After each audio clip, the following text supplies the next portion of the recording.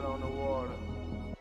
The sun ain't even up yet, I'm thinking about the chick. Wow. Woke up in the morning, bust down me a brick. Gave Metro $1 million, told him not to quit. He still on his own 6, Gucci really rich. Put the keyboard in the kitchen, fuck some amazing grip. Jimmy Hitchman with the chip, man, I sold a lot of shit. Heard I kept them at allegedly, but I didn't bust it. The way they mixing up the medicine, I might just grow some drip. It's a bad bitch on the elevator, I'ma let her in. Let your hater be a motivator, I can't let you win. Evil genius, human calculator, stack it by the 10. Put the Lambo on the elevator, bring it to the den. Put them I stand by the balcony, I'm fly like Peter Pan. I'm so glad they turned their back on me, cause we weren't really friends. And it ain't even 10, and I woke up on a 10. And I don't need no pen, all I don't need no pad. The sun ain't even up yet, I'm thinking about the chick. Woke up in the morning, bust down me a brick. Gave Metro $1 million, told him not to quit. He still on his own 6, Gucci really rich. Put the keyboard in the kitchen, fuck some amazing grips. Jimmy Hitchman with the chip, man, I sold a lot of shit. Heard I kept them at allegedly, but I didn't bust it. The way they mixing up the medicine, I might just grow some drip. Gotta keep them snipers with me, dawg. I got more enemies than 50, dawg. He popped a burger, said he nodding off. On high alert, they just might pop it off. 11 o'clock, she popped the nutter off. That bitch so bougie, yeah, she bad enough. That bitch so thick, you know she lit enough. It's Gucci, man, you know it's bricks involved. The sun ain't even up yet, I'm thinking about the chick. Woke up in the morning, bust down me a brick. Gave Metro $1 million, told him not to quit. He still on his own 6, Gucci really rich. Put the keyboard in the kitchen, fuck some amazing grips. Jimmy Hitchman with the chip, man, I sold a lot of shit. Heard I kept them at allegedly, but I didn't bust it. The way they mixing up the medicine, I might just grow some drip.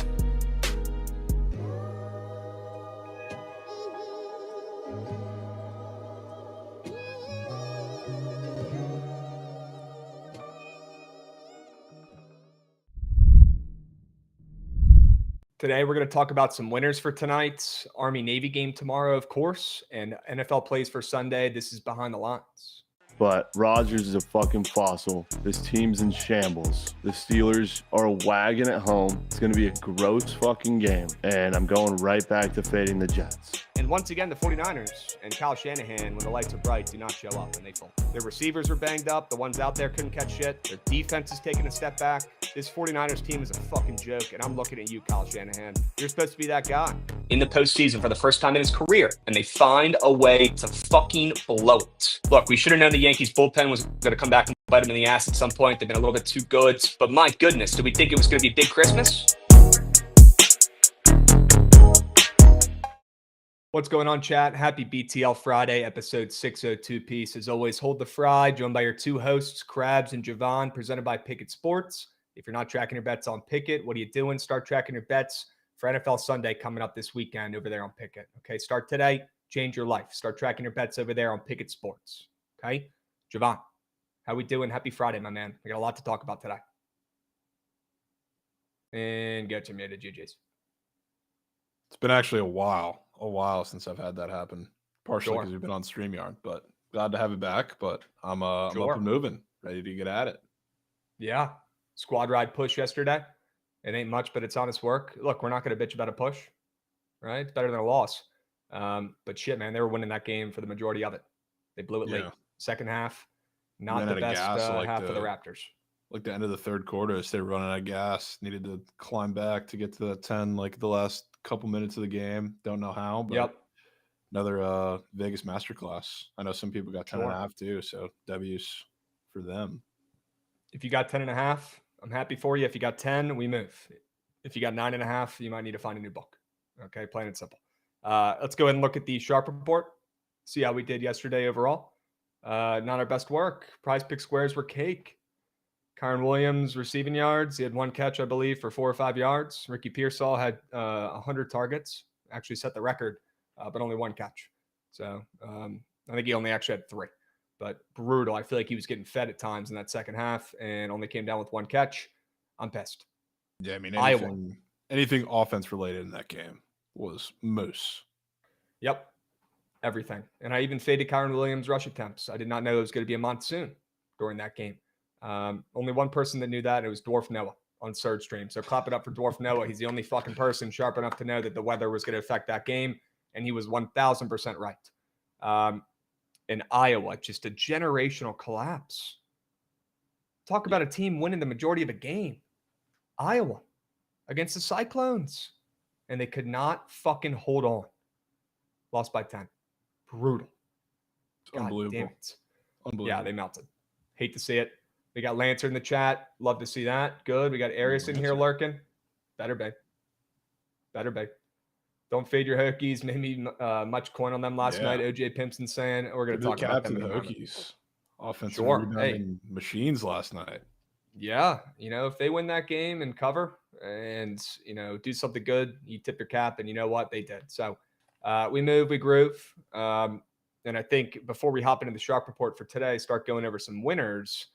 Do we have a minute for me to bitch about something? Because I'm not done. Of course. Gucci, run that shit.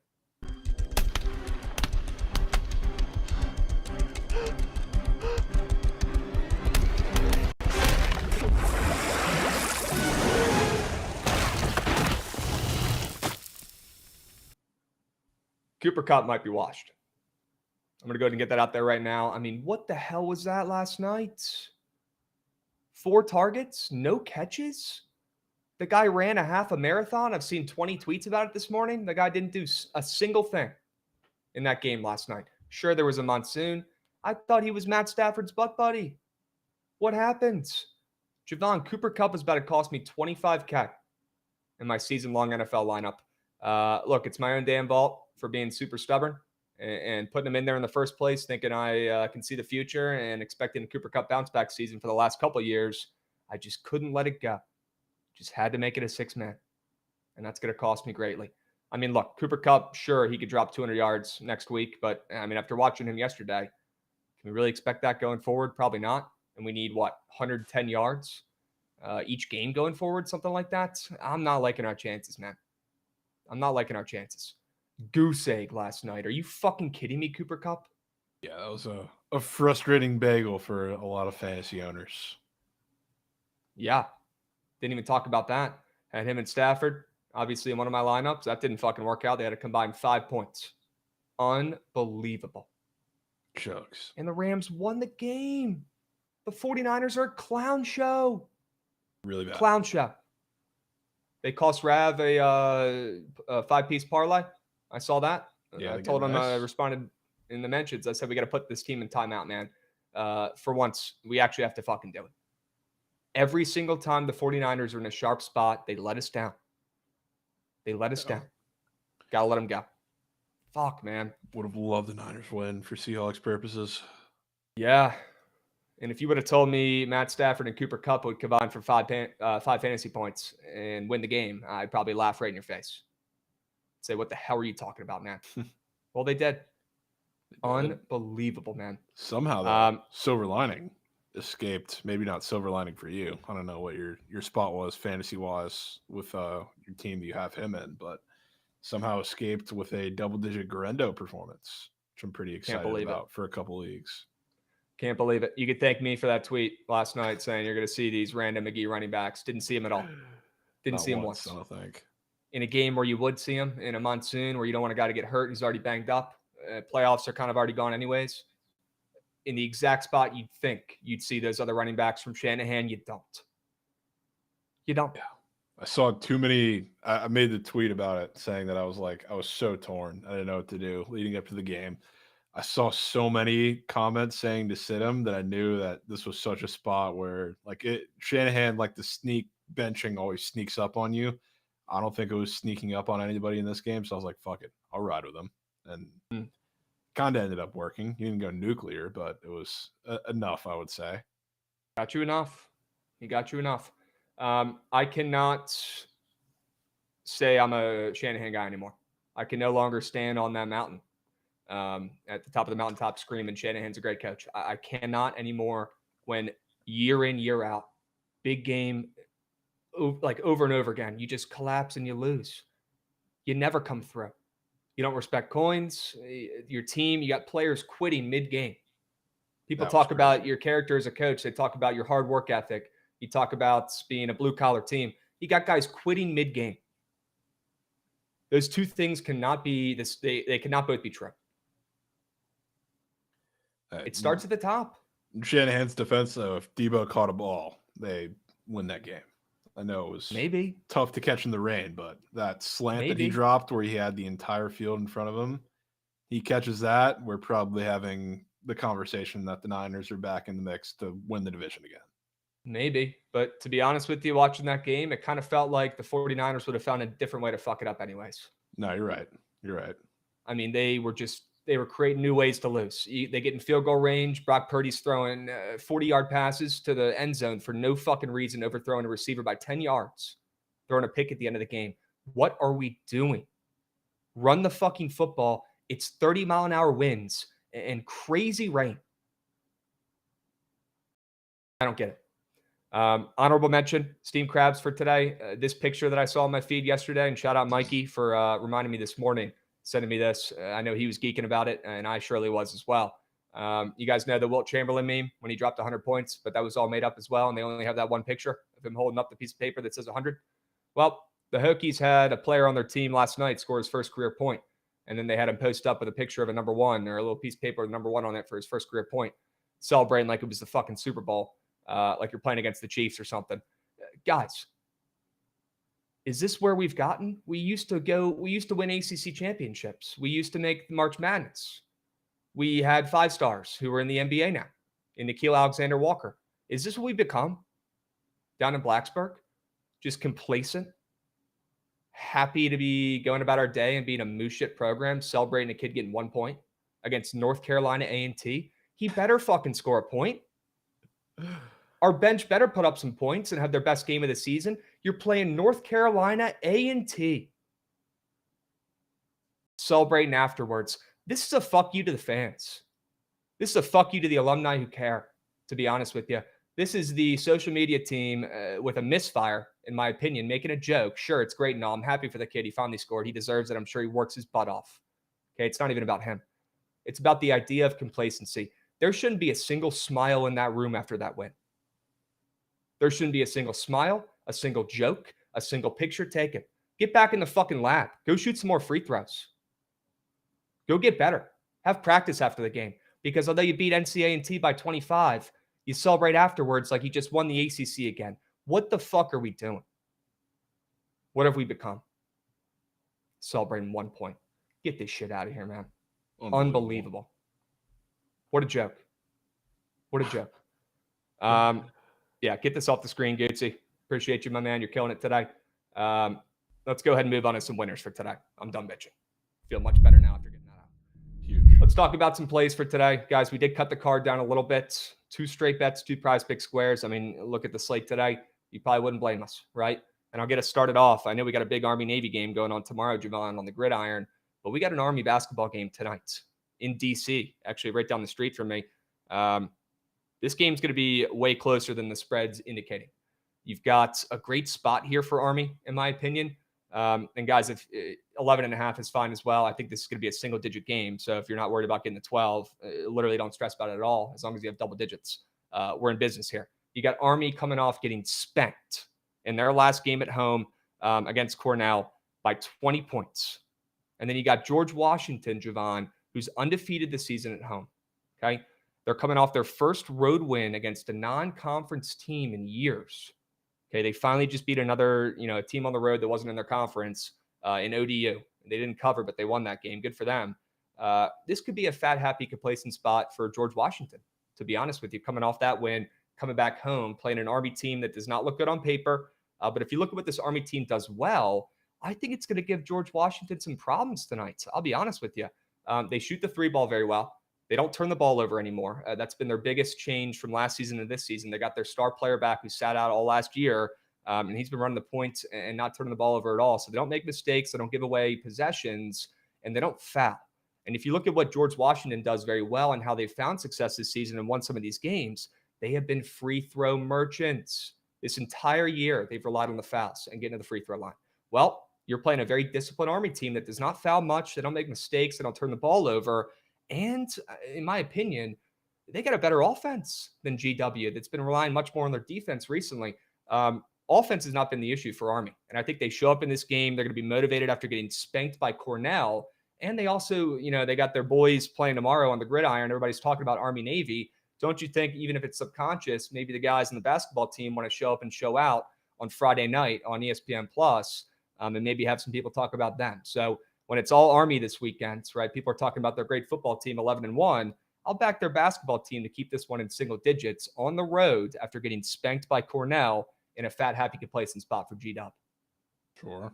I'm in. Little Army two-piece. Friday, Saturday, maybe? Well, that'll be a solo trip for you, brother.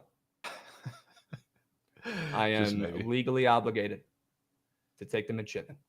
It's literally, we've talked about it. It's the one team. You can't convince me otherwise. It doesn't even make a lot of sense. It should be the Hokies probably, but I fade them left and right when need be. It's Navy.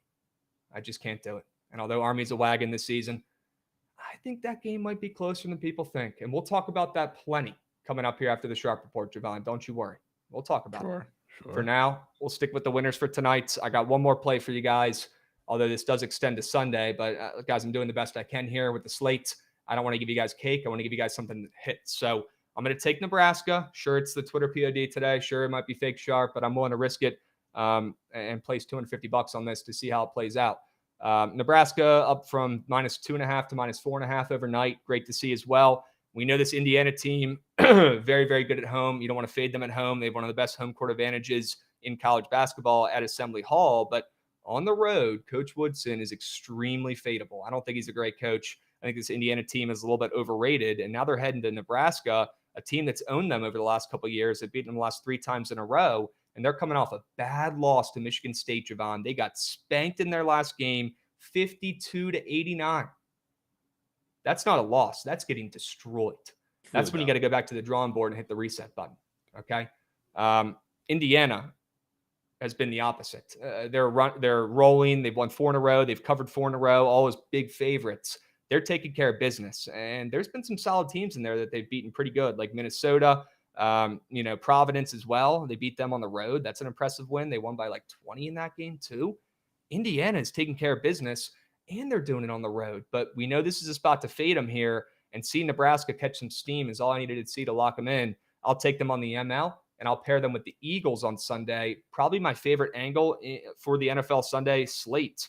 And I'm just blown that they're up to, -5 now. You can't really lay them on the ML. So I figured this is a perfect opportunity to bring them in with this Nebraska play tonight in a 2-piece bozo pack that pays out like plus 115-ish. The Eagles are not losing this game this weekend to the Steelers. Okay, the Steelers, bless their hearts, and I love Russ. Great dudes, and good to see him having a resurgence this season in Pittsburgh, a blue-collar team that I always respect. Well, the Eagles have a lot of turmoil going on right now.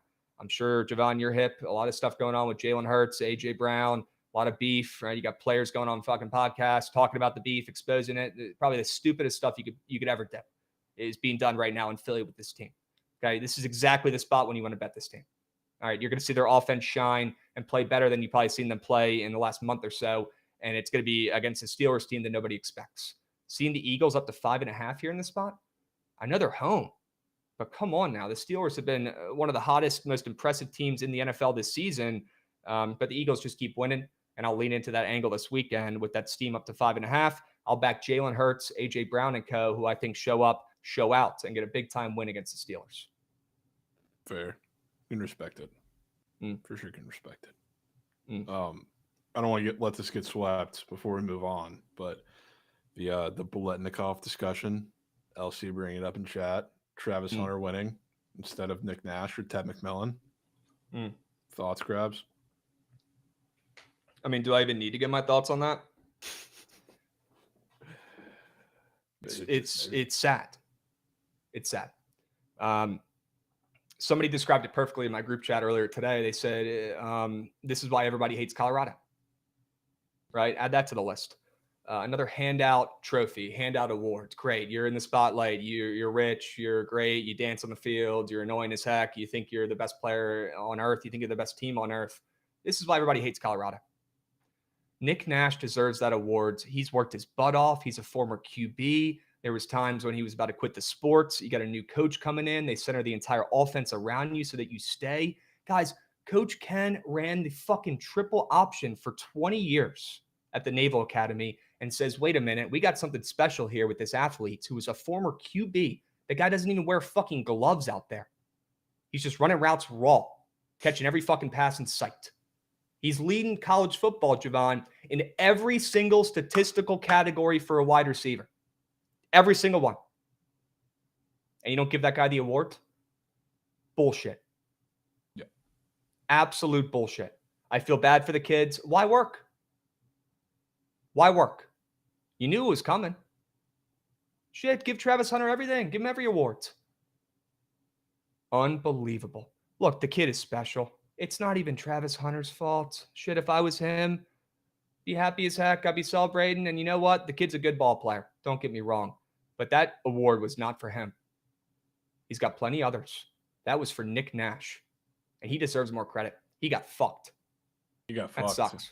And I'll honestly tell you, too, I think that award also should have gone. If you don't want to give the Nick Nash argument, because everybody, just like every other time, they want to say, he went to San Jose State. He was doing it against. There's some guy on Twitter who's like actually voted on it, like got the stat wrong, saying he got X amount against FCS teams completely off. But I think it was for Ted McMillan, too. I would take him over Travis Hunter for voting Volitnikoff. And I'm still like not even a Genty over Travis Hunter Heisman guy. I think Travis Hunter's the Heisman, but to say he's the objective best receiver in college football is wrong, especially being he got the benefit of course, playing some better teams than Nick Nash. They're playing the same teams as Ted McMillan, but I think everybody who watched Arizona could tell you all season that if Ted McMillan didn't get the ball, they could not move the ball for a single time in that offense. The entire team.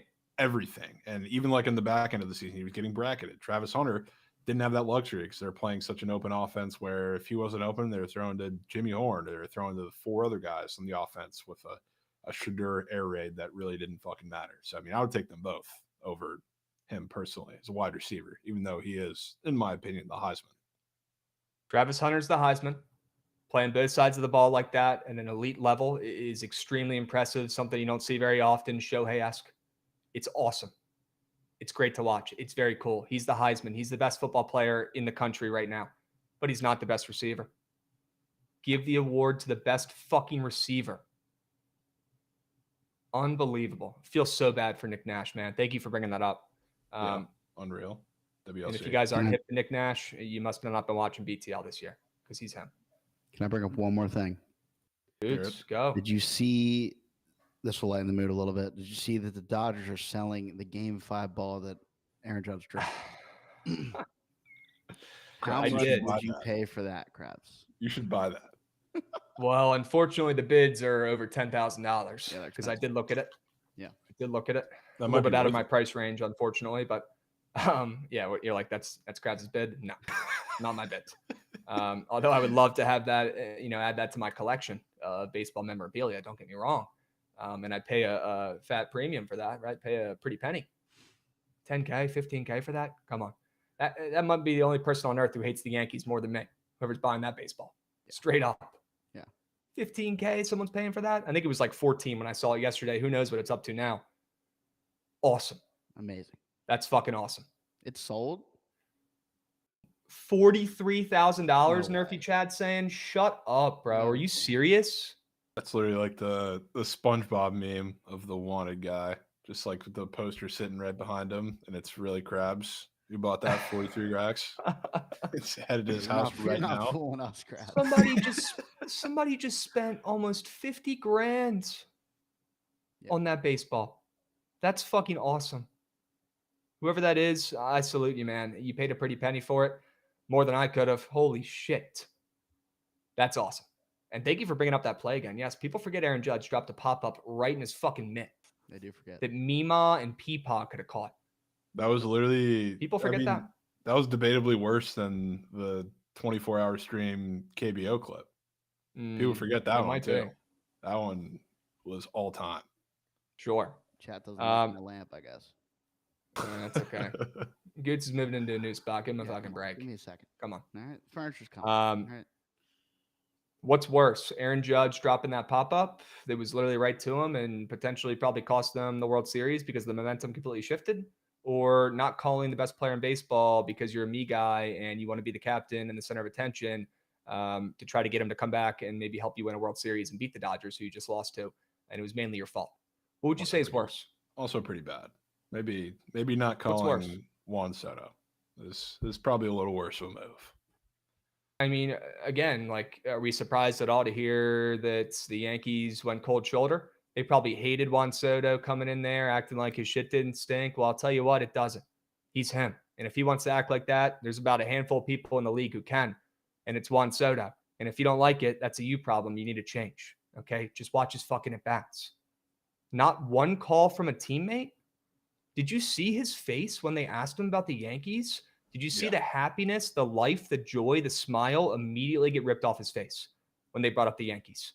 Now, there's a lot of rumors going on, some stuff behind the curtains as to why Juan Soto wasn't really vibing with the Yankees.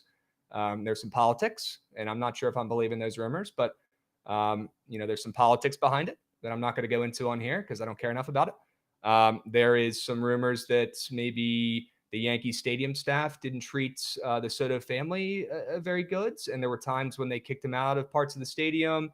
They didn't give him a suite, which Juan Soto didn't really like. And that was something that was in the Mets contract. The Soto family gets a suite. You can't give Juan Soto a fucking suite at Yankee Stadium to get him to come. Is that how stubborn you are? This is why the Yankees will never break their curse, because they're so fucking stuck in their own dumb ways. You can't give the best player in baseball a suite. You can't give him a phone call and maybe show that you want him back. Oh, so awesome. So hilarious and expected from that organization, to be honest with you. That just thinks they're above everyone. But then you go and look at the recent World Series winners and you realize they're the only ones that think their shit doesn't stink. It's a circus. It's a clown show. You can't give them one call. Okay, Krabs. Embarrassing. They signed a pitcher to a Mega Max that has an arm injury every other year. So they'll be all right. Sure. Instead of going out and getting Crochet, which they easily could have paid for, which would make a lot more sense when you already have an innings eater in Garrett Cole, and you bring in a guy who gives you more upside, in my opinion, in Garrett Crochet. You bring in a guy for 8 years whose arm is hanging off his body for a third of the season. And whenever the lights are turned on extra bright, he shits his pants on the mound. Surely that works, right? And the funniest part about that is it's immediately after the GM came out and said, we're not going to be drunken sailors. And we're not going to overreact to not getting soda. The next day you do. Yeah, literally. I mean, not even 24 hours. The next day you do it. Now they're trading for Devin Williams, and they gave up. That's a whole nother conversation, but gave up a shit ton for him, which is the Brewers. Brewers got a deal. I love that for the Brewers. That's not shocked. It's a smart, hardworking organization that actually wins games, wins divisions, and gets to the playoffs. Oh, I'm surprised to hear that they fleeced the Yankees in a deal. Not surprised one bit. Good to hear it. Good to hear it. Complacency. It's the one word I'd describe the Yankees as. Complacency and ignorance would be two words to describe that team. Just stuck in their own ways. And a 5'6" second baseman with 0 pop. Just say you don't know ball, bro. Just say you don't know ball. All right, let's move. Let's groove. Let's reel it back in. Enough bitching about the Yankees, but surely that felt good and was very deserving, in my opinion, with what's going on right now. Joke of an organization. Let's go to Jovan's place. Let's see what he's crafting up straight bets wise today. Let's see what he's cooking up. And looks like it's an NBA and CBB play. Sure. Yeah. And I try to not spam NBA totals too much, but this one I couldn't help myself with because I think and the chat may know too. The very few times that I like going to NBA totals are when kind of the movement doesn't make a lot of sense and when it involves super shorthanded teams. And it's exactly what we're doing. And I'll talk about a square that kind of relates to it as far as the Spurs go, but Spurs are missing quite a few bodies today. And Stephon Castle, I think, is not playing. Keldon Johnson's out. You got Zach Collins out. So they're a little thin at pretty much every position, but you do get CP3 and Wemby in there. A lot of the same story on the other side with the Blazers. DeAndre Ayton's out. They're really going to be super, I don't know, backcourt heavy. So a lot of their guards are going to be in there. Jeremy Grant's playing off an absolute stinker. I think he went 1 for 12 in the last game. So I'm looking at this game, and I was particularly looking at squares because I wanted to attack Chris Paul, spoiler. But both these teams are super short-handed, and the spread kind of reflects that. The squares reflect that. Then you see this total move up 2 points, which I thought was pretty interesting, especially being that these two teams played not too long ago either, Krabs. And you know who played in that game? Damn near everybody who's not playing in this game. And you know where it ended total-wise? Like the line in the game was 217.5. It was a super low total, rightfully so, because especially like the Spurs defensively have been relatively solid. The Blazers can't score. That game ended on 223, and it went over at the time. And this was, a couple weeks ago? That's where this game opened, directly on that number that it landed on, 223, and it's up 2 points with half the team missing on both sides, which I thought was really, really interesting. So I think the way that this game is going to go is Chris Paul is going to be facilitating a lot of the stuff on, the Spurs side of things. I think Wemby has himself an absolute game. A couple of the shooters show up too. And then the Blazers are pretty thin in the front court, so maybe Wemby kind of just abuses them in the paint if he's able to get there. And then on the other side, you just got to hope Simons or Jeremy Grant gets hot, which is a big possibility. Whenever one of those guys are feeling it, it's a great thing. And the volume's going to be there with as much opportunity is going to be there because of the shorthanded nature of both of these teams.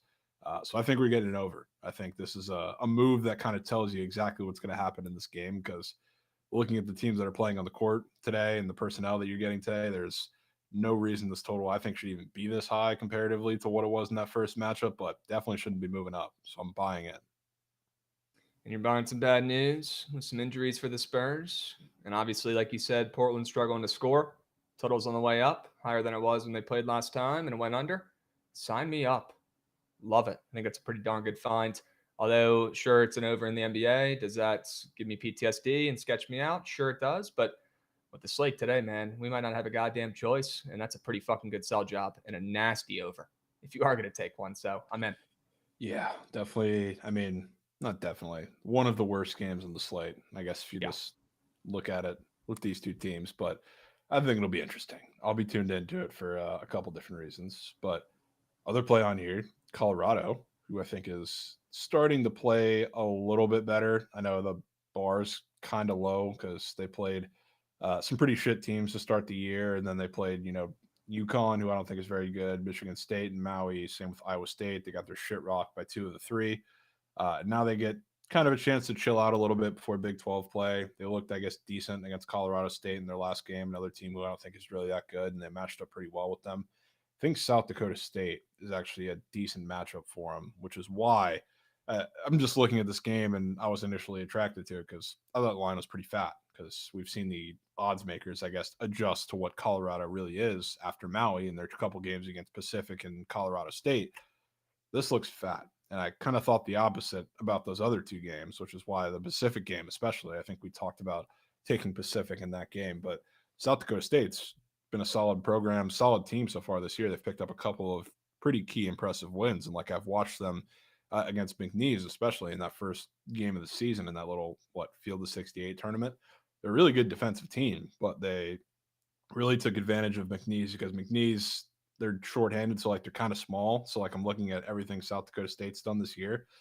They've been really, really good against these smaller teams. The problem with Colorado, or the good part about Colorado for betting them, is they got some size, especially on the wings. So I feel like they're going to be a really tough matchup for a lot of these guards that just want to slash for South Dakota State. And I like them to run this up a little bit. I think the spread is absolutely fat, so I'm leaning into that. But rare time, I guess Colorado's getting a good matchup in non-con versus one of these shittier teams, even though South Dakota State's pretty solid. Yeah. South Dakota State has been in the tournament recently, right? And they're respected mid-major for sure. And they're 8-4, right? No slash. They even got more wins than Colorado up to this point. The spread is fat. I like this play with you. I liked it this morning at 7.5, 8. I like it even more at 9. Fuck CLV. It's a great sign seeing them get steamed up. They shouldn't be laying that number against South Dakota State, a respected program, not with how they've been playing. But like you said, Colorado, their last couple of games starting to look a little bit better after a little bit of a dip after Maui. They've won 3 of their last 4, I believe. and I'm more than down to back them. I initially thought about putting them, with the money line with, God, why am I blanking? With Nebraska today, but I wanted to diversify and not take two juicy MLs in CBB today. And I wanted to pick another sport to pair it with. But my point is, I already really liked Colorado, and I do think they win this game and cover. Love it. Sure. Love it. God, 9.5, bro. Up to 9.5. We might even see double digits. I mean, double digits is crazy if we end up getting there. Yeah. I'm in. Let's back Colorado. Total's dropping. Interesting. We know the Jackrabbits like to shoot. They like to score. They like to jack shots, no pun intended. So maybe that's a good thing that total's coming down. Maybe we see South Dakota State. The lights are a little too bright for them on the road here in this spot. That number's too big. Too many points. Yeah. Prize Pick Squares. Let's talk about them. How about that one? Man, you ever heard of that guy? What the fuck is this, man? Anybody know Alex Newhook? Ever heard of him? Unbelievable name. First off, just, involving prize picks. Obviously, the hook. That's a term that we use all the time. Good hook, bad hook, hook emoji. We got Alex Newhook on prize picks this afternoon, Jovan, and I'm taking his less than half a hit. All right, look, the board today is not great. I would love to spend more time talking about NFL squares or even Navy Army squares for tomorrow. So I'll keep this one brief. It's extremely green dot chart for Alex Newhook. And with that name, you're telling me they're putting that square up for him to cash again? I don't know, man. Seems a little bit too easy for me. I'll go ahead and fade the green charts, and I'll take Newhook's less than half a hit. Is this even up today, Krabs? It was up. Oh, it's up. It's up, but it's for tomorrow. No way it's for tomorrow. Tomorrow, dude.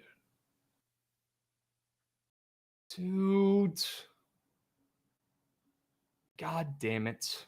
I thought that was the only NHL game today.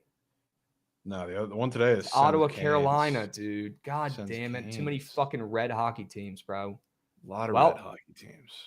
You know what? I've already dipped into the weekend plays, and looking at the slate today, like I said, maybe give me a pass. That square is still turning green. I didn't even know they put up hockey squares this early for a lot of these games. I think today with only one game, they probably got out ahead of it a little bit. I guess it was Saturday. Only for hits, though, because I was looking. There's no points, no SOGs, no assists. Everything else is like pretty exclusive to Sens Canes tonight. That's pretty weird. Well, let me talk about the square that's tonight then against my Wizards. I know that one's tonight, unfortunately for me, because the Wizards are going to lose by 20 again. They play the Cavs on the road tonight. The Wizards are getting 17 points. Give me a fucking break. Unbelievable. They probably lose by 20 again. I'll take Donovan Mitchell. And like I've talked about in the past, you can kind of keep it simple with the Wizards. Just take the best guard on the opposing team, more than points, and go about your day. And more often than not, you're cashing. Okay, but there's more to this one than that. All right, the total in this game's moving up. And the way the Wizards have been playing recently, I think that's a great sign for points in this game. Not for them, though. Probably for Cleveland, to be completely frank, looking at that spread.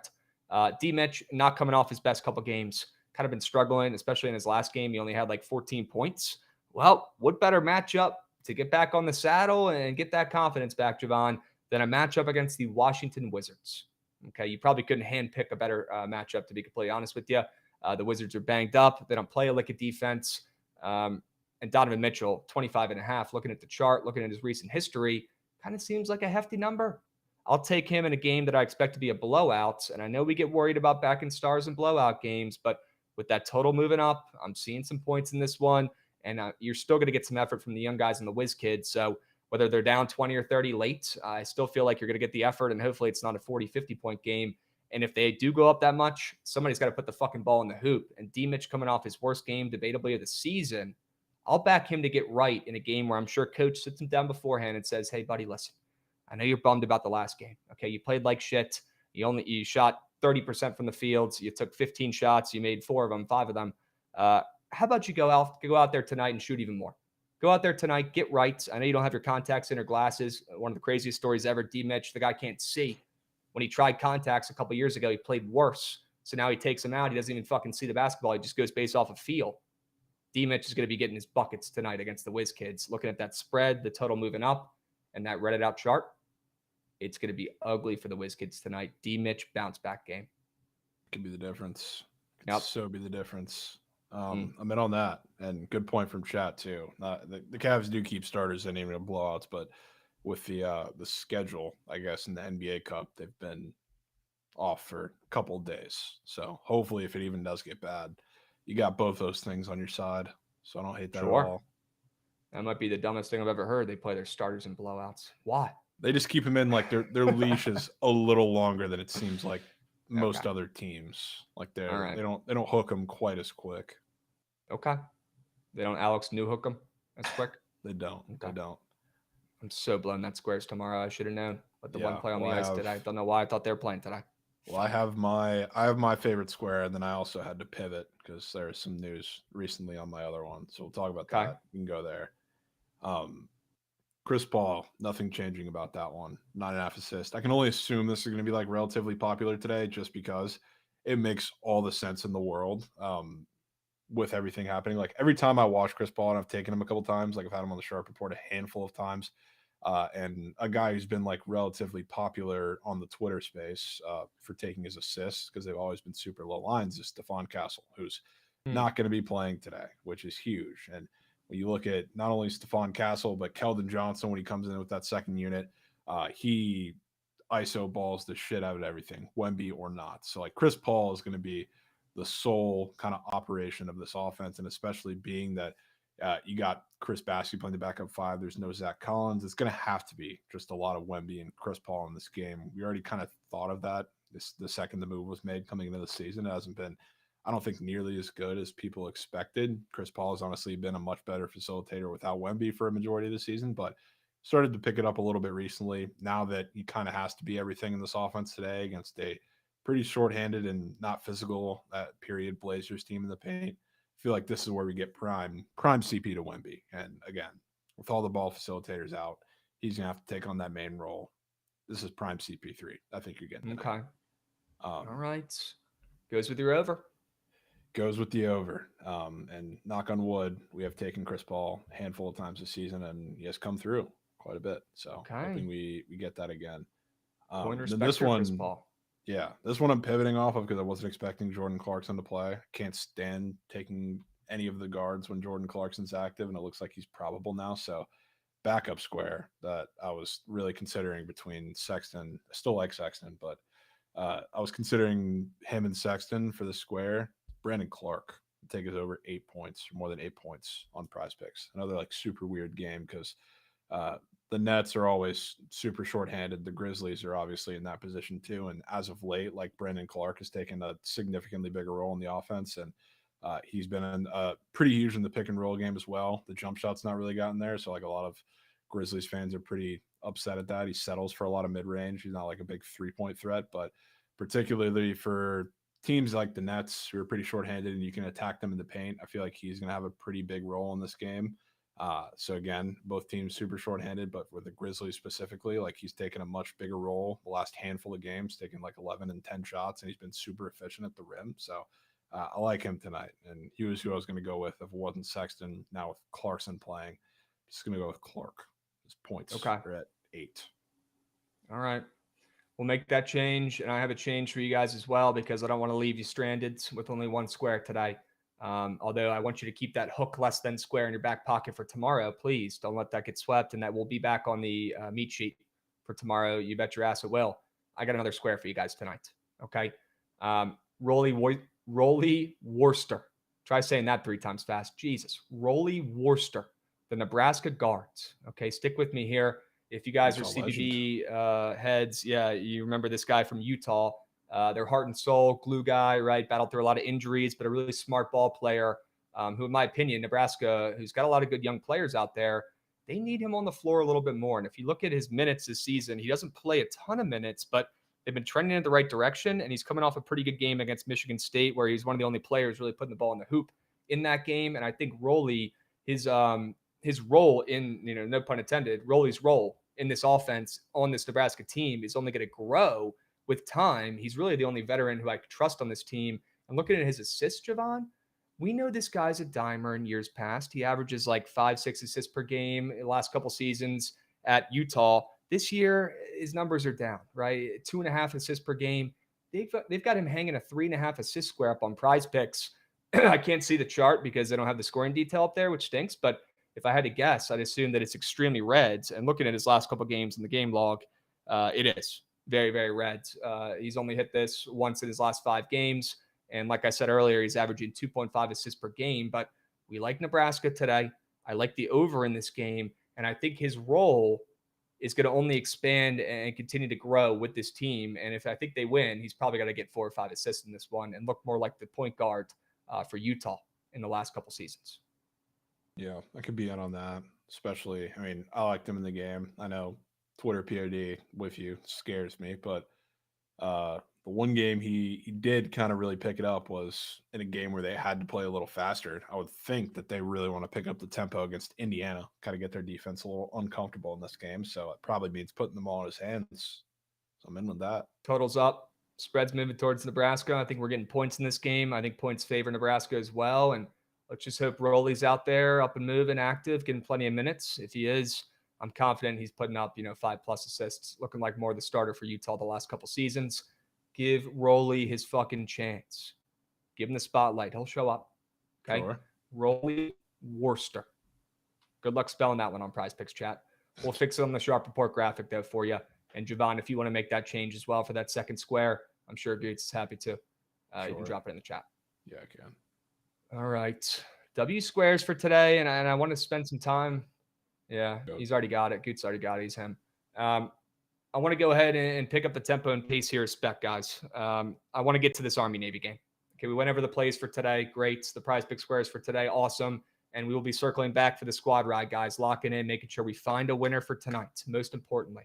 But we've got a big game tomorrow, and we've got the NFL to go over on Sunday, Jovan.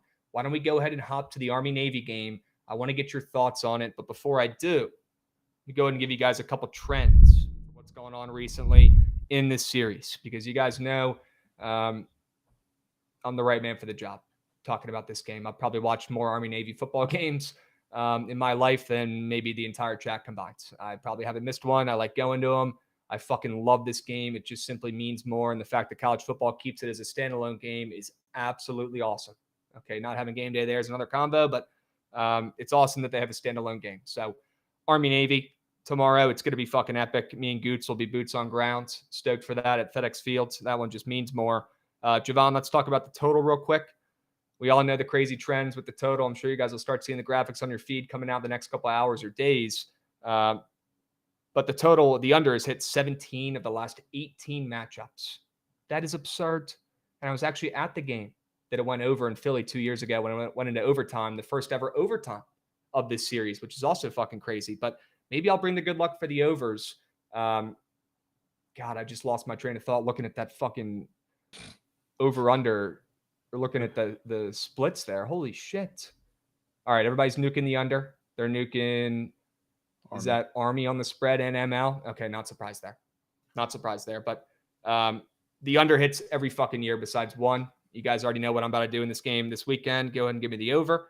Jovan, 8 of the last 10 meetings have been decided by one score in this series. I don't think that'll be any different this year. Everybody's going to be nuking Army. It's going to be in every single person on earth who bets on sports' parlay for the weekend. They'll say, shit, I can add an extra leg to my NFL parlay, my grease piece. I'll just go ahead and add Army in here. They're really good. They're 11-1, right? Navy fell off. Yeah. Guys, take everything you saw this past season for both these teams, crumble it up, throw it out the fucking window. It doesn't matter.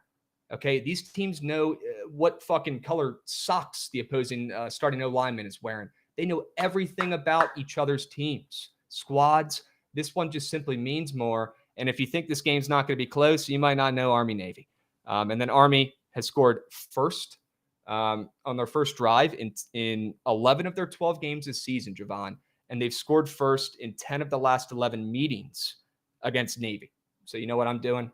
I'm betting Navy a plus chicken to score first, especially considering Army has scored on their first drive this season in 11 of 12 games. Do you know how crazy that trend is? It's pretty insane. That is absurd. So I'll go ahead and fade that, and I'll take Navy to score first. Jovan, what are your thoughts after I just spilled all those nugs and all my bets for this game on Saturday? I want to hear your thoughts. Yeah, I like Army. I'm not gonna lie to you, Krabs. Yep.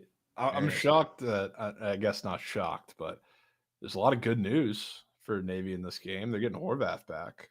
Sure. In this game, which is I feel like that was never really in doubt, but he didn't play, I think, a couple of the last weeks of the regular season, and now he's back and playing. So I do want to fade that. I just also think Army, frankly, like maybe it's a little biased because I think they should have gotten a lot more consideration, or at least been closer in the conversation to like the group of 5 like playoff bid than they were for the entirety of this season. I know Boise's cool because they got Genty, but I feel like they should have been a little closer. The fact that the one Notre Dame loss, I know they got killed, knocked them like completely out. Kind of the same story with like BYU and that whole discussion. But aside from the point, like I think this is where they get their get back after one of their best seasons, and God knows how long. You probably know a little better than me, but this is where they put their stamp on a 12-1 season, or a legacy season, 13-1, I guess it would be. And I think they beat Navy by a good bit. I don't think it'll be overly convincing for the entirety of the game, but I just think that Navy defense is really, really bad. And they got pretty fortunate that they didn't play the most dynamic of offenses for like the entirety of the season that were able to expose that. Now, if you could get that with Bryson Daly. Nerfy Chad says, too many bets in one game, Krabs, going against your own rule. Yeah, the rules get thrown out the fucking window. The rule book, you ever seen that meme of the rule book in the trash can? Yeah, go ahead and put the rule book in the trash can. Throw that shit out. Everything goes out the window, Army-Navy game. This is the Super Bowl. You know how the Super Bowl, you're taking fun, cheeky props. You're betting everything you possibly can. You're enjoying the show. You got 20 bets pending. You're taking the weirdest shit of all time. For me, this is my Super Bowl. I feel like when it's standalone football games, that rule doesn't apply. And I know technically it's not standalone because like we have another bowl game, but pretty much standalone game usually is year in, year out. It's like that. Yeah, the Super Bowl, national championship, shit like that doesn't apply. Somebody find me a damn book that has heads or tails lines, and I will get involved. Can I bet on the flyover, the type of jet that goes over there? Or over under 4.5 jets? There's typically a fuck ton of jets that fly over, and it's typically epic before this game. Guys, if you're not hip to the series, maybe you don't have military in the family. Maybe you just don't care. You're not as tapped. That's okay. If you have not been in recent years, please check out this game tomorrow. Standalone, 3 p.m. Eastern on CBS. If you're not watching this one, you just simply haven't realized that it just means more for these kids. They're not going to the league. Okay, these guys hate each other's fucking guts. And then afterwards, they're best friends and they're good kids. So if you're not a part of this, if you don't bet on this game, honestly, fuck you. Straight up. Like, if you're not betting on this game, get a grip. All right. Units need to be deployed. And this is the one scenario besides the Super Bowl where you could take more than one bet in a game. Put the rule book in the trash. Okay. We're making some units in this game. Jovan, I'm taking Navy. That one's already happening. They could be 0-12 in this game against, 12-0 Army, about to go to the college football playoffs, and I'd be on Navy. That's already a given, right? Sunk cost for me. But I do like the over in this game. I'd say that would be the sharp play here, backing that over, and potentially Navy to score first at plus chicken, right?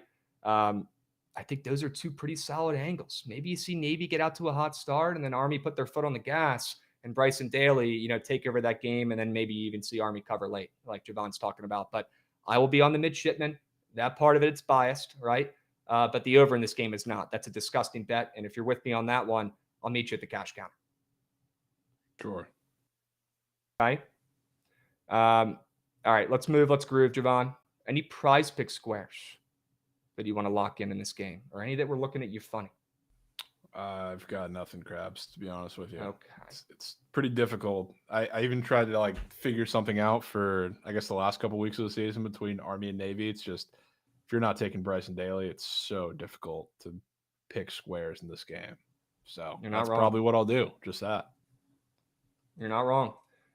Chat's talking about, did I get any of the cool merch, the Jolly Rogers merch? And by the way, the jerseys again are just unbelievable in this game. They're great. No, I've not got any merch yet, but I certainly will keep my eyes peeled tomorrow. Gooch, you're going to have to rip me out of the team store before the game. Okay, we'll check it out. Couple squares before we move on to NFL here real quick. Give me a second. Bryson Daly, 1.5 rushing receiving touchdowns. Surely that pays out, right? That's a normal square up there on Prize Picks. Mm-hmm. Usually a demon. Ooh, surely that pays out. I think that's a good sign for Navy. Want to look at some Navy squares as well. I do have a square on college football tomorrow, but it's not in that game. I guess you can say that. Spoiler. You got an FCS square. No, not FCS. There's a bowl game tomorrow. Oh, shit. Yeah. But we'll talk about that. Sneak preview if you're in here. I'm doing basically the RAV challenge for bowl games, but just with prize pick squares. Every game, square will drop on feed. No way. Yeah, it's you like gonna track them? Yeah, it's like the PODs just for like a month. So Daniel's getting up and moving for the graphics. Video get dropped on feed. We'll be It's got to be Gio right. Lopez. All right. I love my Lamars, man. I love my Lamars, but I don't even know if he's up and moving. Blake Horvath, more than 164.5 pass and rush yards, or maybe even just take his rush yards. Damn, he's up for 99.5 pass yards. That's high. I was about to say that looked high as shit. That's high. Tulane game really doesn't count, but still, it looked high. That's crazy. I'll tell you who the glue guy of this team really is. It's Eli Heidenreich. Maybe that kid's worth a look. He's more than 24.5 rush yards. Wouldn't be shocked if he carries that offense. I give that square a look. I'd give the Horvath passing yards a look. I like the over in the game, guys. Stick with me here. And maybe even fading Daly on that touchdown square. That might be a little too crazy, though. It's too cute. That might be where I lose, Jovan. Lost me. Fully lost me. All right. Chat, you guys got any plays in this game? Let me know right now. Now's the time. Always good to see fullback squares up on prize picks as well. You don't see those very often, right? This one, it's just different. Just means more. All right. Funny too, just completely unrelated, but just because I was looking through the categories, the only normal interception square that is up on the board because they've started loading playoff squares up there, Will Howard. After throwing two of probably the worst picks you've seen in college football this year. Love to see that. Love to see that as an Ohio State slurper. He ain't throwing one. Good to see it. Good to see it. Let's fucking go, Jovan. Great find. And before we get caught more up in the college football playoffs, guys, we are going to record a pod soon about that, so stay posted. And I think we're going to do an Anytime Touchdown Scorers YouTube video as well later today. That'll go up, tonight or tomorrow for your guys' NFL Sundays. We'll get you guys prepped and ready. So make sure you guys are on the lookout on the Bookit Sports YouTube. If you're not subbed over there yet, there will be a video posted there in the next, couple hours going over NFL ATTSs. Do not miss out. Do not forget about it. Bookmark it, drop a like, pin it, whatever the fuck you got to do so you don't forget about that by Sunday. Okay, and then we got the college football playoffs pod coming out here soon as well. Dubs. Let's move on to NFL. Extra tempo, extra pace. Okay. Why don't we go ahead and hop right into the snooze fest? But before we do, Gutsy, run that damn transition.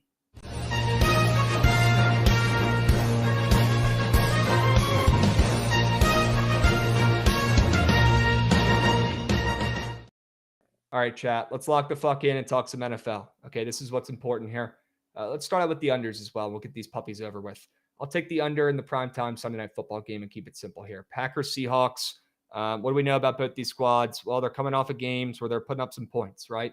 This Packers offense is good. Jordan Love is good. These are all things that we know.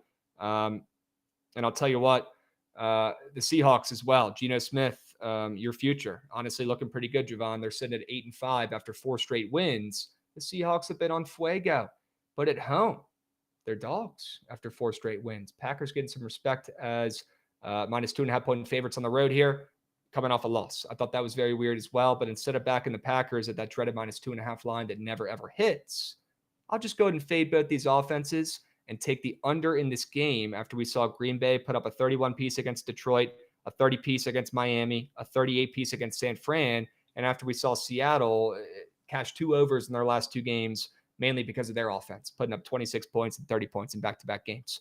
This is when we take the under in a nasty primetime game. We lead on the Packers defense to show up, and we fade Geno. Is he going to continue this stretch? I'm willing to bet that he doesn't. I'll take the under in this one.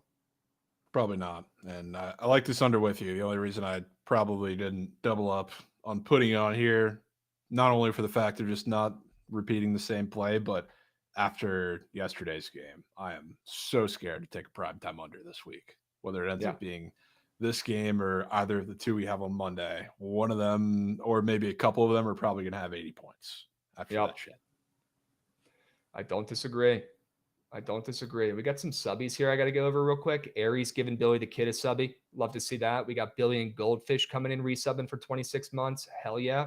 Dilly Daggers coming in. Castellanos to Florida State. Sure. Hilarious. Terrible. W subbies. Terrible transfer, but W subbies. Appreciate you guys.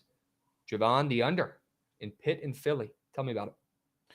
Yeah, I mean, makes a lot of sense. Probably makes too much sense, but it's weird because the Steelers are kind of shorthanded on both sides of the ball. The secondary is going to be a little thin, especially in the back end in this game, and obviously they're missing Pickens on the front end. So I would think they want to try at the very least and play a little ball control. The Eagles secondary has been really good at keeping kind of everything in front of them. Teams really haven't been able to take too many deep shots on them. The defense, just as a whole unit, has been absolutely fantastic. So if I'm the Steelers in this game, I know you're going up against a really tough rush defense, but can only assume the play calling is going to be relatively conservative. Again, not just because you don't have George Pickens in this game, but you want to keep the ball out of the Eagles' hands. The defense, again, you got to take what they give you for the most part. So I think it's going to be a lot of dink and dunk from Russ. I feel like they're going to use Jaylen Warren in a good capacity as like a run game by extension with the receiving game and what he brings to that. Najee obviously will do what he can as well.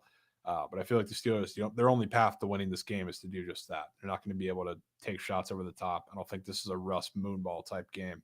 So I think they're going to kind of manage the game as best they can. And, the Steelers secondary is going to make Jalen Hurts throw the ball probably more than he's had to throw the ball against any defense for the past month or so. And I think the Eagles are really good, and Saquon's kind of a matchup buster. But this is probably, the worst matchup that they've had in quite a few games. So, again, I think this is probably one of those games where you see the red zone struggles come into effect a little bit. The Eagles, when they've played these tougher defenses, they've stalled out quite a few times in the red zone, and I believe they might not have Jake Elliott either. I know he's a little banged up. So, in a game that I think is going to be close and maybe decided by some field goals, if the field goals are not in fact there for one of these teams, could be good for an under. So, again, makes I guess a lot of sense on paper, but I'll lean in. I certainly think the Steelers won't be scoring much. You better just hope Jalen Hurts and A.J. Brown don't go nuclear. And hope. All right. Let's move on to the overs with extra tempo and pace. Shout out Mikey Overs. 2 games we think we'll see some fun, see some action in. Okay, and I'll start out with the over in New England and Arizona. This total's been creeping up all week. Not really sure why. And looking at prize picks and looking at the spread, obviously moving up for the Cardinals as well, up to 6.5. I think we're getting some points here, mainly from Arizona, but wouldn't be shocked if Drake May and the Patriots put up a couple against that moose shit defense in Arizona as well. I wouldn't say offense has been, a significant issue for the Patriots of the last, 3 weeks. They put up more than 22 points in 2 of those 3 games, and it's still the Patriots. They're not fucking loaded. I wouldn't say that's too much of an underperforming. But Arizona, they're coming off a game where they only scored 18 points. It still somehow found a way to go over, but that's because of their defense. And guys, I really do think their defense might just be that bad. But Arizona's offense, coming off of 3 straight losses, Kyler Murray, James Conner, and co., they are going to carry this team to a big win, in my opinion. I honestly thought about even laying it with Arizona, but I said, you know what? Both these teams are due for the ball to bounce their way as well. They've had some bad luck this season overall. Both these squads have. So wouldn't be shocked if when they both face off and play with that total up 2.5 points and the splits looking like the sharpest over splits on the board as of right now, I got a weird feeling we're going to see the offenses show up. We're going to see Kyler show up, James Conner, obviously carry the rock as well. He's got some prize pick squares up there that make me think he's going to get feds, and that's a good sign for Arizona bettors as well. And I think Drake May shows up. He's got a passing yard square that makes me think he'll be at least feasible in this contest and putting up at least, 15 points. And in my opinion, that might be all we need in what should be an Arizona blowout where they could put up 40 points themselves against this terrible Patriots defense. They can't stop the run. And besides, a good corner or two, that's literally all they got. Sure, their secondary, they got a guy or two, but their D-line is fucking moose. This could be James Conner and Kyler Murray running all over.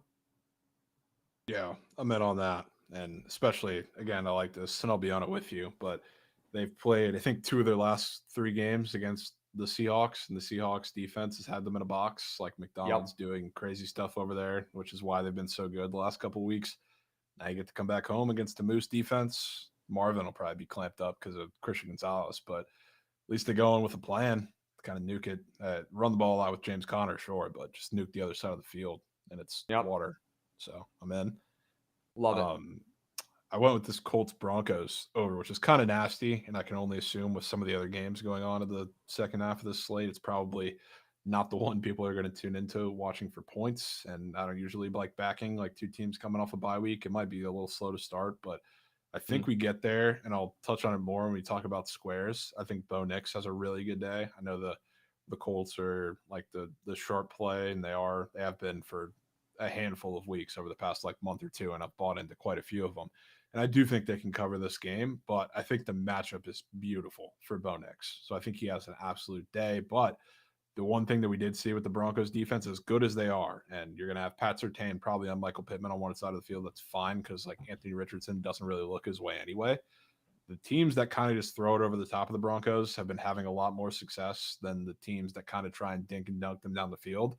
So I think there will be a lot of boom or bust in this game. Like I think Anthony Richardson is going to hit a couple of deep shots, and he's also going to have a couple of really bad picks. And that works for points because 2 weeks ago we saw the same exact thing, or last week we saw the same exact thing happen with Jameis Winston against the Broncos. So I think there's going to be plenty of opportunity for these chunk plays against the Broncos just because of the way this offense plays. But you're probably going to see a lot of the bad too, which that equals good field position a chunk of the time. So give me points. All right.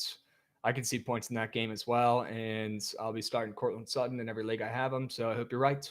I see points Cortland there. Cortland Sutton has a day, yeah. I think he does too. Okay, let's pray for no rust coming out of the bye weeks, right? But even if there is, both these offenses are more than capable of putting up some quick points. And although the Broncos defense has been really good for the majority of the season, wouldn't be surprised if AR-15 comes out and moves the rock as well for the Colts. Okay. Yep. They're playing a good run defense too. So whenever they play a good run defense like that, it's a lot of designed runs for Anthony Richardson early, which is when their offense is at the best. Sounds like Anthony Richardson throwing 80-yard touchdown bombs or pick sixes, which are both good for points as well. Yeah. Okay. Let's keep moving and grooving. We got to pick up the tempo and pace even more here as we wrap up the NFL previews, but I think we got it in us. Let's go ahead and pivot to the favorites. Yep, blowouts, W's. And I've come around to the Panthers here. I saw a couple tweets the other day talking about Bryce Young and the Panthers. This is the first time in his career that he is a betting favorite. And against the Dallas Cowboys, and shit, I know the Cowboys are bad, but in my opinion, this is the one spot where I'm okay with squaring up and leaning into a Cowboys team that I think is just dead. I think they're toast. I think they're packing up shop. They're getting ready for next year. I feel like their last chance where they really cared or gave a shit was in that game last week. They lost that game. They blew it in a terrible fashion on that bullshit punt. Shout out the Bengals. And shout out us, the good guys, for finally getting a ball to fucking bounce our way. But I'll tell you what, this Cowboys team is showing up here this week on the road, Jovan, and they might not even be off the bus. That's what it's going to look like. They're going to look asleep. You might see guys on that team quit too, just like we saw last night on the 49ers. Similar vibe here, where they could be sharp. Ooh, you're fading the red-hot Panthers, who finally look good. Their defense is finally awake as well. Looks back to Cowboys in a sharp spot, getting a couple points. No way Bryce Young gets another win here. Well, I think the Panthers are starting to wake up, and they've got a little bit of momentum and confidence. And although they've lost, their last couple games in a row, they have played insurmountably better in those games. And I think it's clear that at least now we know Bryce Young has a chance to be good. And with that momentum and that confidence against a dead Cowboys team, and seeing the worst team in football, quote unquote, as a favorite against America's team, yeah, that's enough for me to fade the Cowboys and back the Panthers. And I'll lay the spread here. No ML juice needed. Yeah, if it makes you feel any better, we were playing 2K last night. Me, LC, Trent, and Prime popped on, and he said Cowboys ML. Obviously, he's going to say that every week, but he said play of year. Wow. So not only just a mandatory play, one unit like he does every week, bless his heart, but he actually really likes it this weekend. Okay. Yeah. Okay. Sure. Good to know. Let's hear about the Texans. Yeah. So the Dolphins, have seen a lot of talk about them this week, which was odd. I know you were mentioning the Texans a little earlier, and I looked into it, and I still love it. The Dolphins are playing really good football. The offense has looked rejuvenated, obviously, since Tua's come back, and I've been a huge Jonnu Smith guy through and through, and he's been one of the big reasons for that. And I think he has a really good matchup too this week, frankly. I think this is probably a game that we're going to get points. But CJ Stroud, a lot of his issue has been that teams just kind of throw out zones. So like a lot of these teams, frankly, are just able to outcoach him and give him looks that he's frankly very confused by, which is why he hasn't been nearly as impressive to start the season, or in his sophomore season. He was decent at the beginning. He's kind of slowed down since then. The Dolphins do everything you don't want to do against CJ Stroud. And now the Texans are coming off of a bye week where they have ample time to prepare for that. I really, frankly, don't know what to expect from the Dolphins offense in this game. I think they can still put up points and it'll be fine. I think I'm really confident that we're getting a pretty good performance from CJ Stroud in this offense too.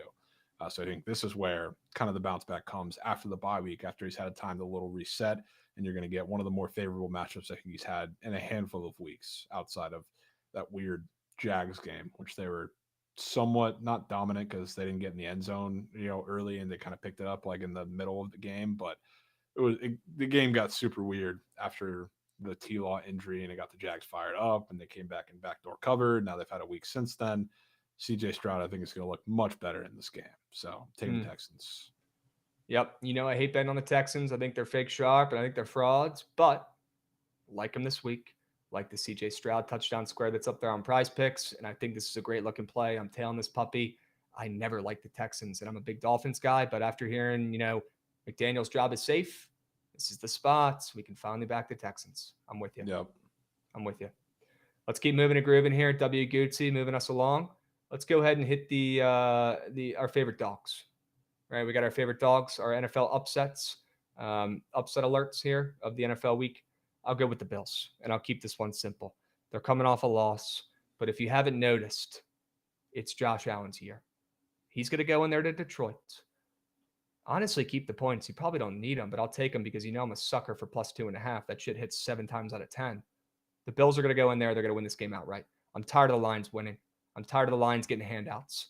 Josh Allen coming off a loss is going to go in there and win it himself. I don't care how square it is. I don't care what the splits are. The Bills are winning that game. They are a team of destiny this season. I've seen enough. It's Josh Allen. It's Buffalo. They win the game outright. Yeah. I'm obviously in there with you. It's going to be a crazy game. Crazy game. Hopefully it's a great game for fantasy owners because I would love that. Sure. Absolutely love that. Well, I'm concerned about this play. Although I don't like the Cardinals enough to play, I certainly lean that way. So excited to hear the Patriots angle.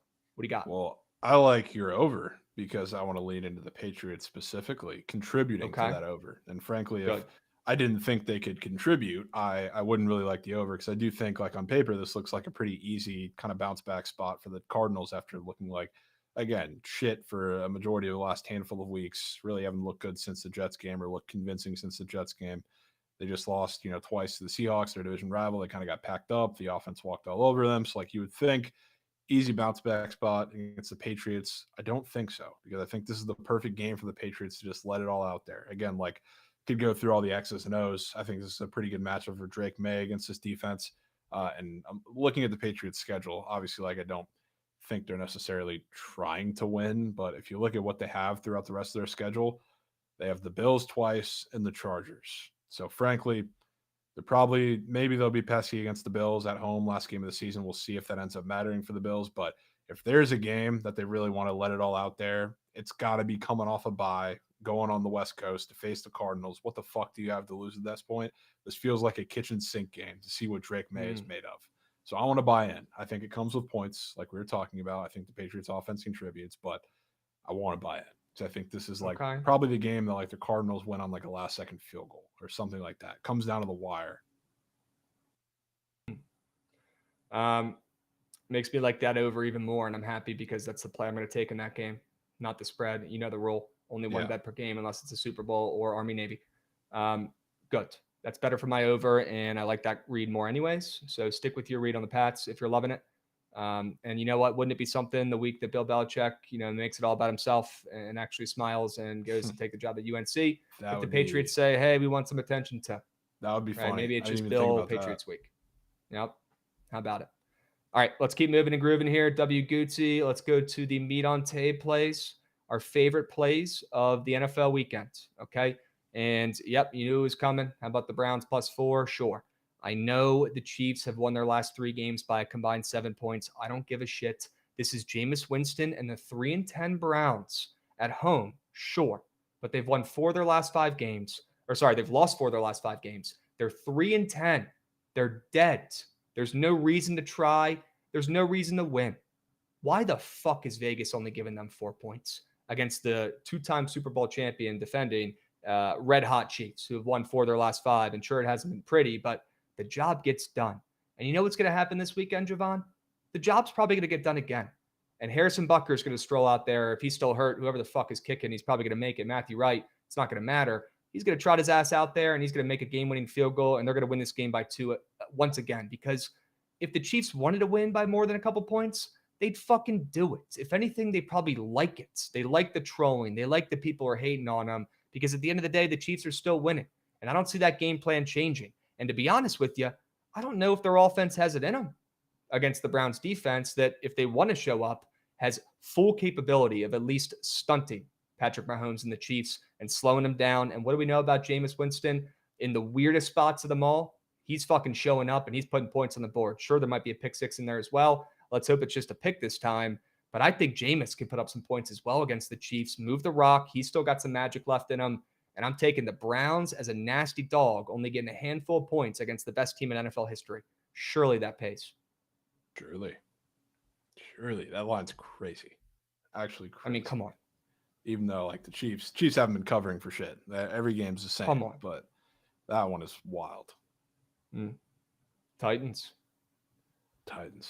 This is such an odd game, Krabs, because, like, the Bengals, this is nearly the same exact spread that they had up against the Cowboys on Monday night. The whole world to see a game that they covered, thankfully, but had absolutely no business covering.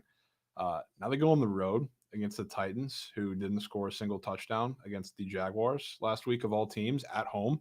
And frankly, the Jags are stupid for winning that game, because that destroyed their draft position. And God knows what they're going to do now. But that was probably the worst win in Jaguars history. But now the Titans are back at home against a team that is going to sling the rock against them. Here's the problem, though, or I guess not the problem, but the Bengals defense was actually relatively decent. I'm not going to give them credit for looking good against Cooper Rush, but they looked good for a little bit of that game. The Titans, a lot of the discourse this week has been, there's been a lot of conversation about what they're going to do next year. Are they committed to Will Levis? Are they not? You look at the numbers. They've looked at the numbers just like everybody else has been, and he's been significantly better since he's come back from his injury. So all the talk this week has been, we're committed to Levis. He's looked good. We want to see what he can do for the last season or last couple games of the season. Similarly to if I'm the Patriots and I'm looking at Drake May, and you have 3 tough defenses, 2 divisional games being a part of that as the part of your end of the season. You have one of the worst secondaries in football, and by some metrics, you can argue the worst coming in here in the Cincinnati Bengals, coming off of a win that they frankly should have never had against a backup quarterback. The problem that I've had with the Titans all season, and part of the season with Will Levis, Tony Pollard, they feed him a little bit too much. They don't let Levis put the ball down the field. They're a little scared. Maybe he was hurt. Maybe that was the situation, whatever. They've been letting him sling rock over the past couple weeks. If you're trying to find out if he's your guy, what do you think you're going to do against the Cincinnati Bengals secondary? I think they, again, similarly to Drake May, kitchen sink game for the Titans, whether they end up losing, whether they end up winning. Their draft position's kind of fucked as is anyway. But now, this is where they catch it. The Bengals, for once, were on the right side of some fluke shit towards the end of the game, because they find a way to lose or not cover in just heart-wrenching fashion every single week. I don't think you're getting 2 in a row. I think the Titans come out and, at the very least, keep this one within a field goal. But this is probably the best Titans offensive performance you might have seen all year, I think. And that's not crazy because they're playing the Bengals. But they didn't score a touchdown last week against the Jaguars, so maybe you can say it is. Okay. Down to 4.5 some places, too. Yeah. I do think a good point by Richie, too. Like, I know it's a little better of a team, you could say, but, like, you're going on the road against Dallas and you're getting, like, it was like 5.5 in prime time, and you're going back on the road again, a little shorter against the team who didn't score a touchdown against the Jags. Maybe a little odd. Yeah, I like the Titans with you. I think that's a great looking play. And I'm stoked that you put it on your meat on tape if it's your favorite play of the weekends, because that means I'm adding it to my cart. Go. Have to fade the Bengals after that performance and lucky ass win last week. They're not getting 2 in a row. Their defense, they looked good last week. They're going to get torched by Will Levis, Mayo Man, this week. Oh. Already seen it. I'm in. Totals up in that game a little bit too. I think that only helps out Tennessee as well, because after the Bengals defense finally showed up and was at least serviceable last week, I feel like the over might help the Titans here. And with that I moving thought that up, over was really a good high sign from the beginning. I know it's the Little Bengals, bit. but 46.5 again. 2 field goals against the Jags last week. Yeah. And they were giving them They might still be 46.5. hurt. They might just still be hurt with Bengals overs, and they might just be a little bit higher than they should be. Wouldn't be Also shocked. true. Also true. Because they got railed by those overs, besides last week, pretty much. Yeah. All right. Let's absolutely power through these prize pick squares, Jovan, out of respect for Serge and Trent, although I'm sure he wants to hear these squares and maybe lock these in for some weekend lineups. Trent, appreciate you. Just give us 5 minutes here and we'll wrap up. Okay. Chuba Hubbard, more than 16.5 fantasy score. Jovan and Goots, after they chirped me yesterday for not having him in my lineup, the guy that I've been praising to draft in your fantasy lineups all off season. I did some research. I got in the lab. I looked more at these games, obviously previewing for BTL today. And after further review, I think the Panthers are one of the best looks this weekend. And how are they going to get it done? They're going to get it done by feeding Chuba Hubbard the rock as many times as physically possible. Feed this beast 30 times this week if you want to beat the Cowboys. Bryce Young has been doing his job in recent weeks. Don't get me wrong. He looks a little bit better. But if you want to win this game and beat the Cowboys, who, by the way, in my opinion, have the worst rush defense in the NFL. I mean, imagine hiring Mike Zimmer to run your defense. What the fuck are we doing? Give me a break. Sure, their rush defense showed up last week, and you actually saw their defense give up a couple passes, which is not typically what the Cowboys do. Cowboys secondary is actually solid. They have some big name guys, whatever. I don't think they're actually good, but they're at least okay and average. Their D-line this season's a fucking joke. And they're statistically one of the worst rush defenses in the NFL. I think if you're the Panthers, after Bryce Young has been getting slurped and people are starting to, maybe think this kid has a chance to be the starting QB of the future for them, hand the ball off a million times against the Cowboys if you want to find success.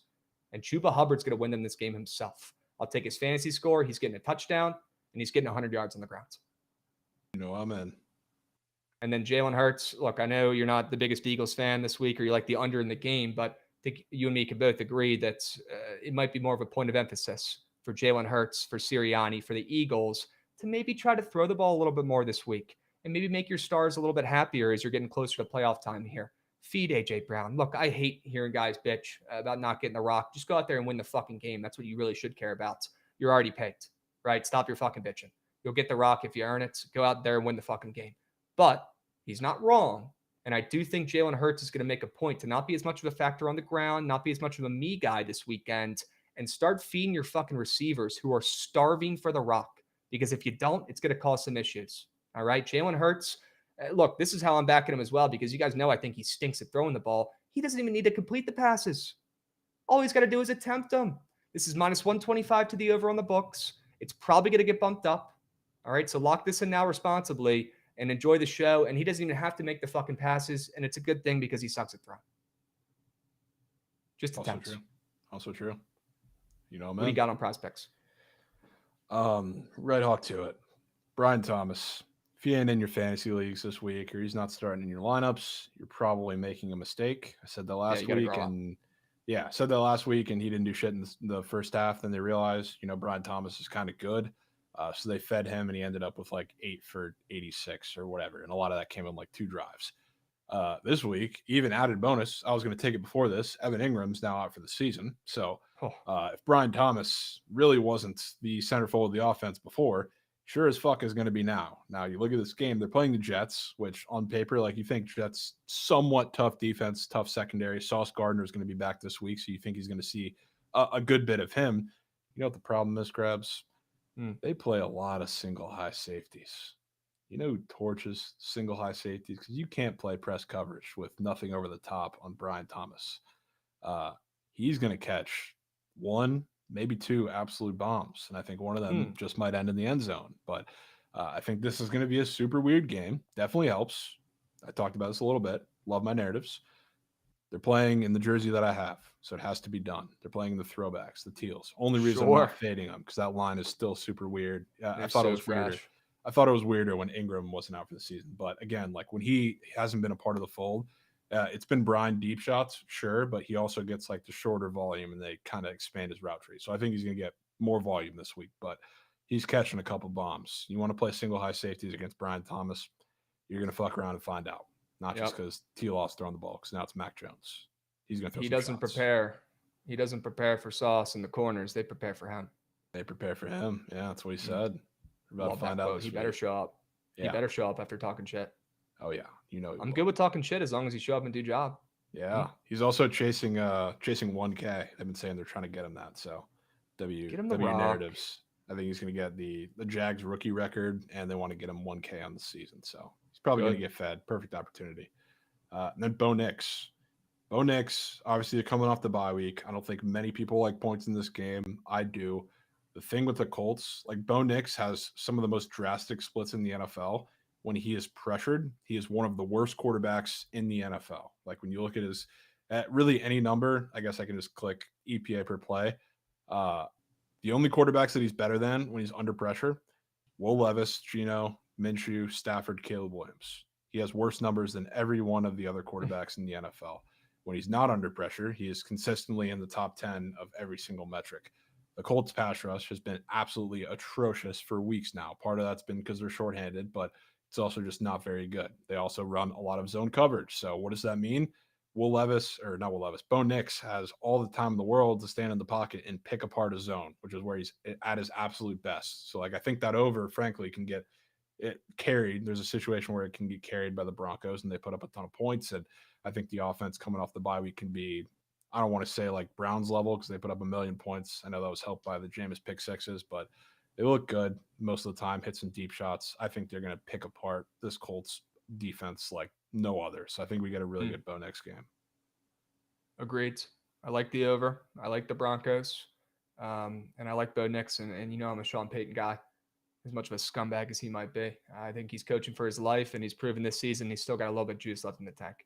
Right? He didn't hear no bell yet. Bo Nix season. He might be him. All right. W's and Trent, again, thank you for giving us 10 minutes here. Why don't we go ahead and pivot and talk about the squad rides? We can get that crafted up and chat. You will see all these plays again. Don't you worry. On the BTL Twitter accounts, we're going to post all these plays for the weekend. So no stress. All right. You will see these plays, these winners, these prize pick squares again. All right. For now, then we got to get to the squad ride here. Goodsy, why don't you run that shit? I want to see that damn train.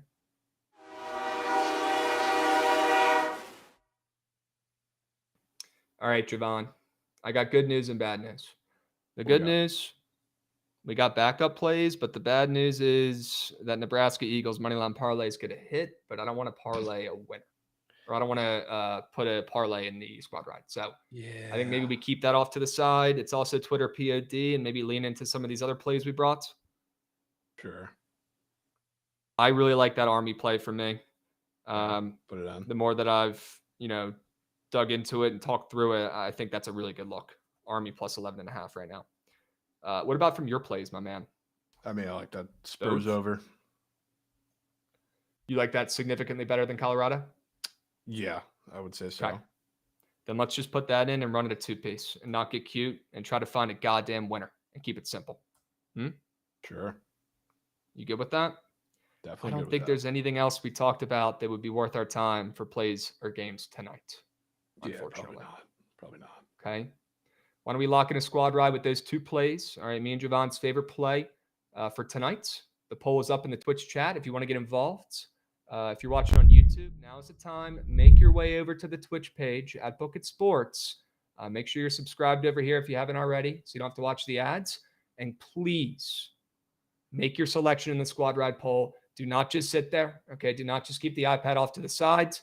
Make your votes. Okay. Get involved. Every vote counts the same. This is a democracy. We need to see 100 votes here today and only 2 options. So we're not making it very hard here. It's a 50-50 shot.